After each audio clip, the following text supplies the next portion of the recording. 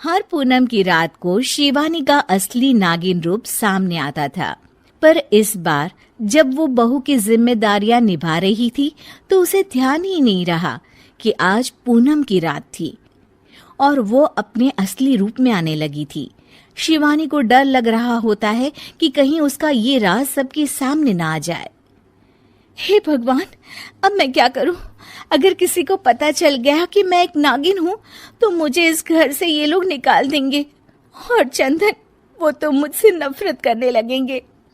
तभी रमा रसोई में आ जाती है और शिवानी अपनी सास को आता हुआ देख घूंघट कर लेती है।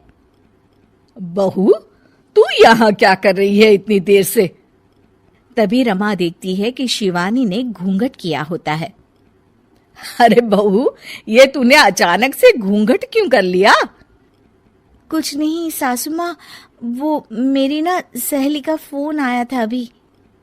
हाँ तो उसने कहा कि आज पूनम की रात है और आज की रात बड़ी ही खास है, तो अगर आप कोई मन्नत मांगो तो पूरी हो जाती है, लेकिन इस मन्नत को मांगने के बाद आपको अपना चेहरा किसी को नहीं दिखाना होता, इसलिए मैंने ये घूंघट किया है। अरे पर तूने तो मुझे इस बारे में कुछ नहीं बताया। हाँ मम्मी जी, मुझे माफ कर दीजिए, वो घर में सब मेहमान आने वाले थे तो मेरे दिमाग से ही ये बात निकल गई। शिवानी ऐसा कहकर अपने काम में लग जाती है। रमा मन में सोचती है, बड़ी ही अजीब सी बात है ये, ऐसी ऊट पटांग मन्नत कौन मांगता है भला? और शिवानी मन में सोचती है, बस कैसे भी करके 12 बजे तक मुझे अपने असली रूप को छुपाना है। अच्छा चलो फिर ऐसे ही चलो, मेरी सहेलियां जा रही हैं, उनसे विदा ले लो। ठीक है मम्मी जी, पर ये घूंघट? हाँ, मैं समझा दूंगी उन्हें कि तुम्हारी ये कुछ अनोखी सी मन्नत है।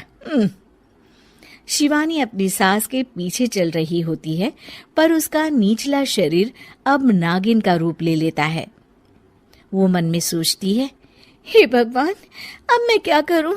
ऐसे तो मैं बाहर नहीं जा सकती, मुझे यहाँ से जाना ही पड़ेगा। रमा पीछे मुड़कर देखती है तो शिवानी गायब होती है। रमा ये देखकर चौंक जाती है कि आखिर शिवानी कहाँ चली गई अचानक से। बहू, कहाँ चली गई ये अचानक से? मेरे पीछे ही तो आ रही थी। शिवानी छत पर खड़ी होती है और घबरा रही होती है कि अगर वो पार्टी में वापस नहीं गई तो उसका राज खुल जाएगा।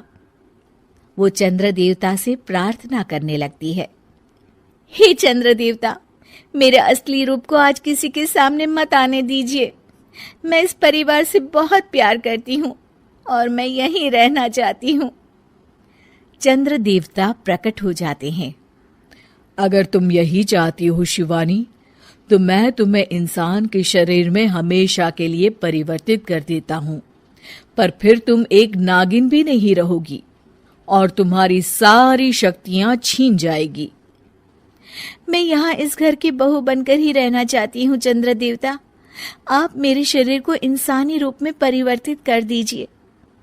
चंद्रदेव शिवानी को एक इंसान बना देते हैं और वो अब नागिन नहीं रहती। वो जल्दी से नीचे पार्टी में जाती है।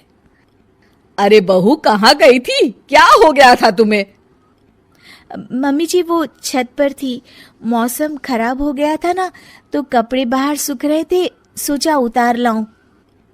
अरे बहू, यहाँ मेरी सहेलियां तुम्हारा इंतजार कर रही थी और तुम्हें कपड़ों की पड़ी है।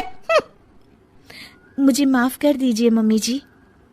पार्टी खत्म हो जाती है और शिवानी बहुत थक जाती है। शिवानी, घर की सफाई कर देना, बहुत ही गंदा हो गया है पार्टी के बाद। जी मम्मी जी। शिवानी इतनी थकान के बाद भी घर की सफाई में लग जाती है। सच में एक सामान्य बहू बनना भी बड़ी ही मुश्किल का काम है।